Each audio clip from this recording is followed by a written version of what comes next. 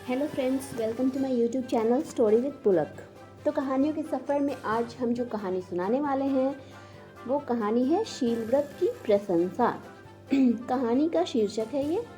तो चलिए देर न करते हुए कहानी को हम शुरू करते हैं। एक विद्वान परिवार में 7 भाई और एक बहन थे। परिवार का सबसे बड़ा भाई बहुत ही शीलवान और गुणी था। उसने अपने काल की अनेक विद्याओं का अच्छा ज्ञान प्राप्त किया था।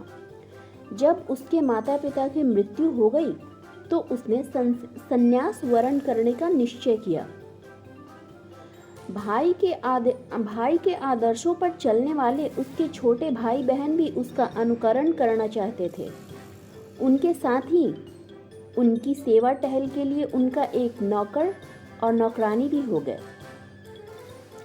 उन लोगों ने वन में एक जलाशय के किनारे अपने लिए अलग अलग कुटियाएं बनाई। फिर उसके बाद उन्होंने यह व्रत लिया कि दिन भर में वे केवल एक बार ही भोजन करेंगे और प्रत्येक 5वें दिन बड़े भाई के उपदेश सुनने के लिए इकट्ठा होंगे। नौकरानी उनके लिए प्रतिदिन कमल की ककड़ी जलाशय से निकाल 8 बराबर भागों में बांट देती। 2 लकड़ियों को बजा उन सभी को यह सूचना दिया करती थी कि उनका भोजन तैयार है। लकड़ियों को बजा के, जैसे हम लोग डुगडुगी वगैरह होता है, डम डम डम डम, इस टाइप का कुछ उसने ऐसा किया करती थी वो। वे भाई बहन उम्र के क्रम से आते और अपना हिस्सा उठा पुनः अपनी कुटिया में लौट जाते थे। हाँ, प्रत्येक 5वें दिन वे सभी बड़े भाई के उपदेश को सुनने अवश्य इकट्ठा होते थे। उसके उपदेश एक यक्ष, एक बंदर और एक हाथी भी नियमित रूप से सुना करते थे।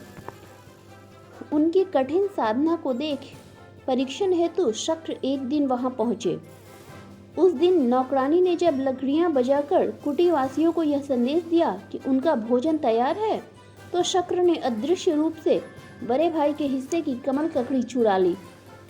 बड़े भाई ने, जो सबसे पहले वहां पहुंचता था, जब गया तो अपने हिस्से की ककड़ी गायब देखी तो चुपचाप अपनी कुटिया में वापस लौट आया। फिर शेष भाई बहन आते गए और अपने हिस्से का भोजन लेकर अपनी अपनी कुटिया में लौट गए। इस प्रकार 5 दिनों तक शक्र ने वैसा ही किया, जिससे बड़ा भाई बिना भोजन किए ही साधना करता रहा और उसका स्वास्थ्य बिगड़ गया।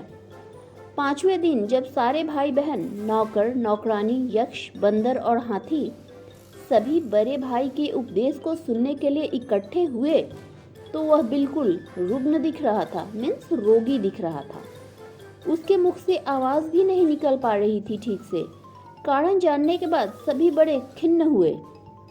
फिर उन्होंने उस चोर को जी भर के कोसा नहीं, बल्कि उसकी मंगल कामना की। उन्होंने ऐसा नहीं कहा कि भाई ये जिसने भी ऐसा किया हो उसके साथ अन्याय हो, वो घोर नरक में जाए, वो पाप का भागीदार हो, ऐसा उन्होंने कुछ नहीं कहा, बल्कि उसकी मंगल कामना की कि भगवान उसे सद्बुद्धि दे जिसने भी ऐसा कर्म किया है। इसे सुनकर शक्र बड़े लज्जित हुए और स्वयं प्रकट होकर उन्होंने उससे क्षमा याचना की और बड़े भाई के शील व्रत की विशेष प्रशंसा की, बहुत तारीफ की। कहानी तो यहीं पे समाप्त हो गई, लेकिन कहानी से क्या शिक्षा मिली? तो कहानी से ही में ये शिक्षा मिली कि नियम और सत्य पर दृढ़ रहने वालों की अंत में विजय अवश्य होती है। तो चलिए कहानी को हम यहीं पे समाप्त करते हैं और मिलते हैं फिर से एक नई कहानी लेकर। तब तक के लिए बाय बाय, नमस्कार, जय हिंद।